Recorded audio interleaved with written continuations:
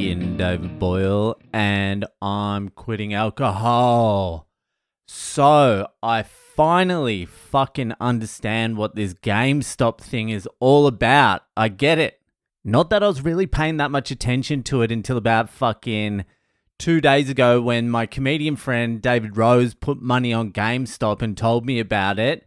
And then I had to death ride GameStop, so Dave didn't make any fucking money. But it ended up going up and he made a bit of profit. He didn't sell though, and that's what it's all about. This whole GameStop thing isn't about making profit. It's about fucking the system, which I am 110. I am 110 on board with. 110. So this is it. This is what it's about. Now, the thing is with fucking like finance and economics and trading and all that sort of stuff, they use all these terms, these technical terms that seem to be deliberately put in place to confuse you. So people start talking about derivatives and short trading and all that sort of shit. And your average Joe just goes, fuck it, fuck that, I'm out. I'm out, mate. Just leave that to the experts. Leave that to the experts, mate. I'm just going to fucking put me hard-earned in a savings account and leave it to the experts, mate. Leave it to the experts. And the jargon just flushes most people out of the system immediately. But once you get past the jargon, if you can stick with it for a little bit and like understand it, it's all very simple, basic shit. So with this GameStop thing, the first thing you need to understand is short selling, which is kind of confusing. Which is a little bit confusing, but it's very simple once you wrap your head around it. So short selling, basically, you're betting on something going down in value. Everyone knows that. Most people know that. When you short something, you're hoping it goes down in value. So the way people make money on short selling is, I'm going to use an analogy, but it's just the same in share trading. So if you're going to short something, you've got to borrow the shares off someone, and they usually loan it to you at a little bit of an interest. So for example, you borrow a toy off your friend that is worth $10. You're just borrowing it. You borrow it. You don't even tell them what you're going to do with the fucking toy. It's a teddy. You just say, I'm going to borrow this for a certain amount of time. I'll give it back to you. So you take that fucking little teddy. It might be a bluey teddy or something. Who fucking knows? It could be any teddy. But you've got some cunt's teddy now. And you're lurking around and you're holding this teddy. And you run out of darts. You run out of ciggies and you're like, Jesus Christ, I need a dart. I need to sell something. This is probably going to get more confusing. My analogy is going to get more confusing. I'll try and keep it simple as possible. So you run out of darts. You run out of darts and you're like, I need some more darts. I need to sell something. And you've got this fucking teddy in your hand that you borrowed off your mate. And you're like, fuck, I'll just sell it. I'll sell it to some cunt for fucking $10. And it's worth $10. So you're out the front of a 7-Eleven and a junkie with a kid walks by. And you're like, do you want to buy the teddy? And the junkie goes, yeah, how much is it? And you go, it's $10. And they're like, yeah, all right. And you give them the teddy, you get the $10, then you go buy your darts. Anyway, later on, fucking that week, the junkie lady comes back with the teddy and she's run out of heroin. And she's like, do you want to buy a teddy? And you're like, yeah, okay. And she's like, $5. And you're like, sick. Here's your $5. Give me the teddy. You go back to your friend and you give the teddy back. But you've made $5 profit from doing nothing. That is the most complex example of short trading. I don't know what... I got caught up in myself. I got caught up in the story. But essentially, that's what it is. You're borrowing something of a certain value off someone, betting that the value of the thing is going to go down because you're going to sell it to someone and you're hoping to buy it back at a lower price. And then you're going to give it back to the person you borrowed it off, and you've made the difference. You're betting on the drop in the price, the value. So another example, you can use a million different examples. You borrow a friend's watch, it's worth $100. You sell it to someone for $100. 2 weeks later, a brand new cheap watch comes out and the value of the watch you borrowed goes down. You buy it back off the person at a cheaper price.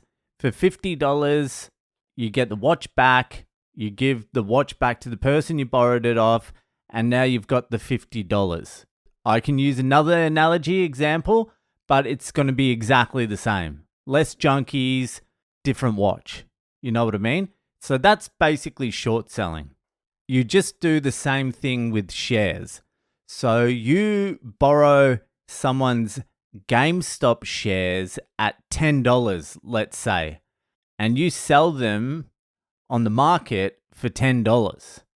And what you're hoping is GameStop's price is going to go down to $2, and then you buy the shares back for $2, and then you just give the shares back to the person you borrowed them off, and you keep the $8 difference. So that is when short selling is going well. When short selling isn't going well, what happens is you borrow the GameStop shares that are worth $10 and you sell them for $10, but instead of it going down in value, it goes up in value. It goes to $20 a share. So what happens when it goes up is you still have to give back the shares that you borrowed, but now you actually have to buy the share back for double the price you sold it for. You see what I mean? And the more it goes up, the more trouble you're in. So if GameStop goes from $20 to $30 to $40 to $50 to $60 to $100 a share, you now need to buy back the share you sold for $10 for $100, which is a $90 loss per share. And that's what happened with GameStop. And there seems to be a little bit of a conspiracy behind the whole thing. Apparently, these big capital firms and hedge funds were going into these fucking companies like Toys R Us and Blockbuster and GameStop and shit like that, and just fucking trashing the joint, deliberately tanking these companies, shorting them all, and just making profit everywhere. So, with the GameStop one, by the way, this is Boyle Breaks History. This is Boyle Breaks History as well as today's episode. So, what happened with the GameStop trade was all these big hedge funds, and I don't even know what most of these things are called, but the big fucking companies, the big money companies, they had been shorting GameStop all the way down from $9 to $6 to fucking $2. I think GameStop reached 50 cents. And these big companies, because they've got so much fucking money, they're pouring billions of dollars into these shorts, and it's like a foregone conclusion that GameStop's eventually going to go to zero. So it's really no risk for these fucking big hedge funds. So it's like free money. Even if you short it at 50 cents, you're just waiting for it to go to zero. And then what happened was that kitty dude was like, hold on. All these companies are fucking shorting GameStop. If the price starts going up, they're going to have to start buying back these shares. And that's going to force the price up even more. As long as we don't sell, it's going to fucking rocket ship. It's going to fucking moon. And that's what happened. I forget when it was, a few years back. I remember it because I didn't jump on. So the Reddit crew and the Robin Hood crew and whatever the fuck it was, I watched the documentary. I obviously didn't understand it when I was watching it. I sort of understood it, but not as well as I do now. So they took the price up to fucking whatever it was. I think it was over $100. And then that dodgy fucking billionaire, Kenneth Griffin, pulled the plug on fucking Robin Hood and all that sort of shit. Anyway, the price came down and everyone thought the GameStop thing was over. And then I think it was like a week ago, the dude that started the whole GameStop fucking trade, that kitty, I forget his name. What's his name?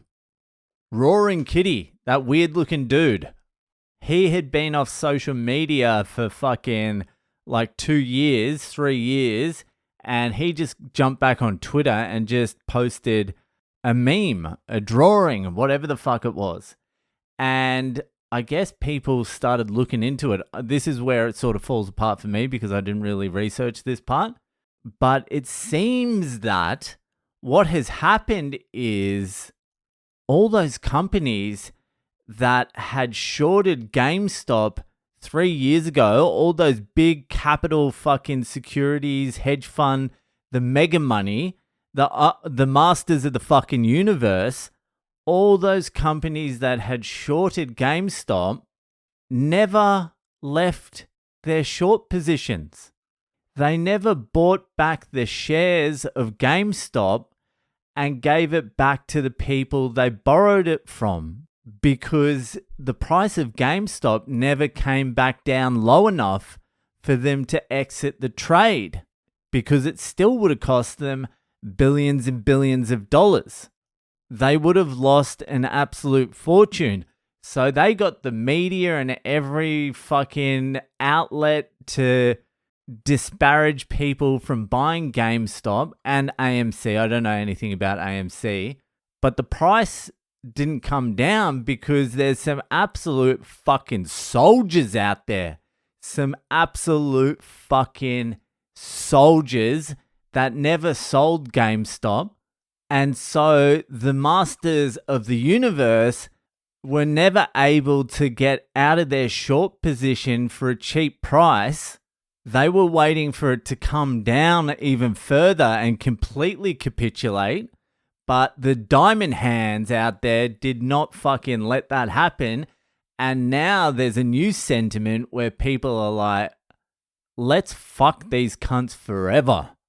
Let's bury these billionaires. Let's ride this thing right up to like $500, which could potentially bankrupt the whole system. I doubt that will ever happen, but it has the potential for that to happen. Like if one of these big hedge funds shorted GameStop at $1 and the price got driven up to $500, that's $500 billion they would have to cover. $500 billion. That's big news. But we'll see how this all plays out, because a move like this, and the Tate brothers are onto it. Andrew Tate, he's like, I'm buying millions of dollars of GameStop and I will never ever fucking sell it. Ever. And I'm thinking I might do the same, except on a much smaller scale. I might bankrupt my family for a little bit. I might buy $1,000 worth of GameStop and just fucking throw away the key. Just as a salute to the fucking soldiers out there, the cause. I'm probably going to do that, I reckon. Even if I lose the $1,000, I feel like it's my duty. I'm probably just going to be some exit liquidity for that Roaring Kitty guy, but it's worth the risk. It's worth the risk of losing $1,000 to support the brothers and sisters out there, the soldiers. So, that's what's happening with the GameStop thing. Let's see how it all plays out today. I hope that fucking made a little bit of sense. If a lot of it didn't, then at least the junkie buying the fucking teddy bear, that made sense to you, didn't it? All right, that's it for tonight. Head to my website, join the Patreon, and I'll use some of your money to short GameStop. Alright, that's it, and I'll see you the fuck later.